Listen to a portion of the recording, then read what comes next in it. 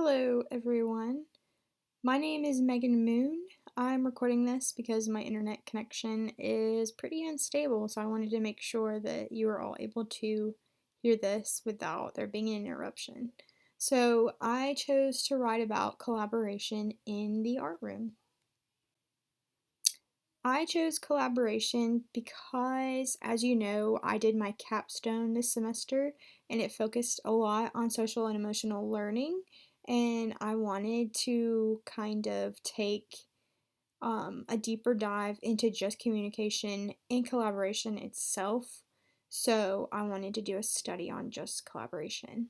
And because it plays such a big part in social and emotional learning, um, it provides communication for students, it provides teamwork, and it gives them life skills that they can take with them outside of the art room. For example, they might be working on a project together and use each other's ideas to make a unified piece. Well, they can use this collaborative effort and take it outside of the art room and use it in their daily lives. So, the way that I wrote my paper, I kind of broke it up into my introduction and then talked about what collaboration was, and then I went into collaborative strategies and my conclusion. So, this slide is what collaboration is. So, collaboration is a process where ideas are shared, communication is established, and a partnership is formed between two or more individuals. Art naturally enables social and emotional learning through visual literacy and communication. One thing I did not necessarily mean to do within my capstone was make it sound like there was going to be a forced mandate for um, social emotional learning. I wanted it to be more talking about the integration of this being left up to teachers. However, I highly recommend integrating it within your curriculum. But one of the reasons is because in today's world and society, there's a lot more mental health issues in children and adults. You see more anxiety, depression, you name it, on the rise than it used to be, or at least there's more people being open to the idea that there is mental illnesses, because I know there's some people in previous generations that did not believe in it at all, which is very sad. But there's a lot more research being done and provided for adults and children, which is really nice.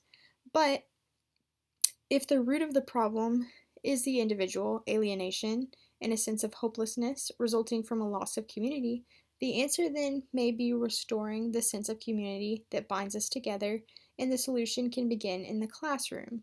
So, this was quoted from one of the articles that I researched. Um, it really helps show that we can make a difference as a teacher with implementing these topics that are really hard for students sometimes. Identifying them and showing them ways that they can work through their problem and come together as a community and bind themselves together and see that they have a support system in their classroom. And this helps them in the art room and in their life. Another article that I had read had some research.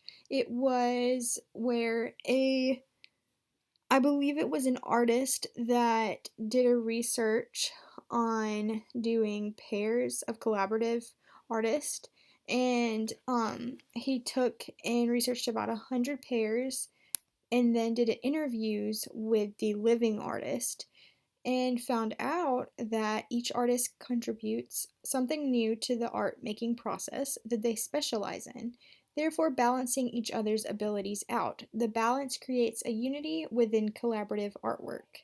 The author relates collaboration as a play on marriage.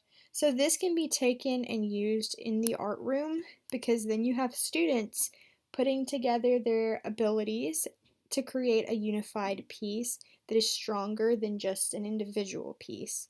So this kind of helps support that and how you can bring it into the classroom. So this next section talks about collaborative strategies and my conclusion.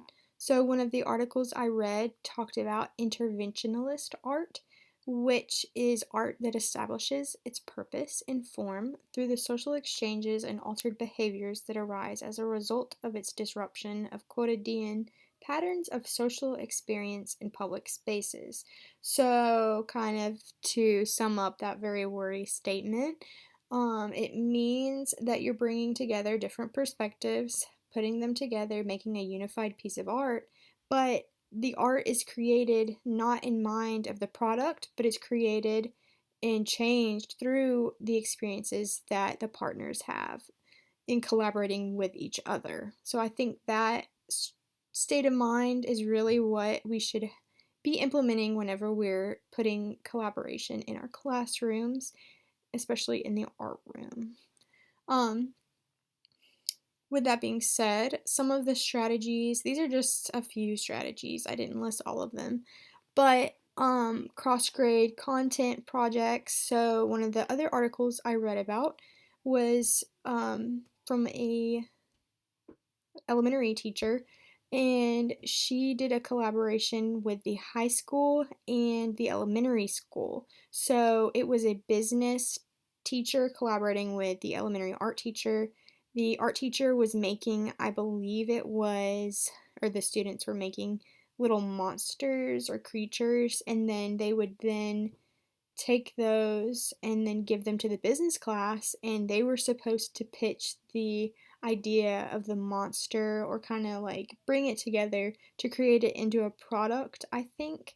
And then at the end of it, I think the high schoolers ended up making the drawing that the students made and then like a sculptural form and then giving it back to the elementary students. So it was kind of a full circle moment in terms of collaborating. It helped the students' business skills in pitching a product, and then it also helped the younger students be able to see their artwork coming to life within the high school students' creations. Um, Obviously, group work is a strategy in the classroom.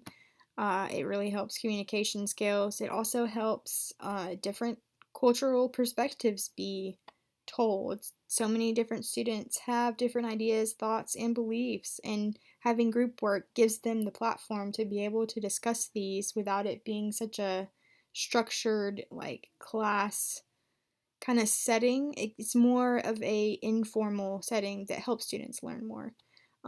Community work, so helping do projects in the community, bringing parents, bringing community members in.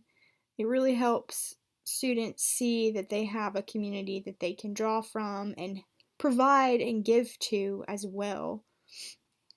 So, in conclusion, collaborative strategies and techniques help teach students positive interdependence. So, if students, for so to speak, if students were to be doing a project, and this is one of the things that I saw the most issues with teachers implementing it, would be that sometimes they can't control the contributions of students. So some students do more or some students do less.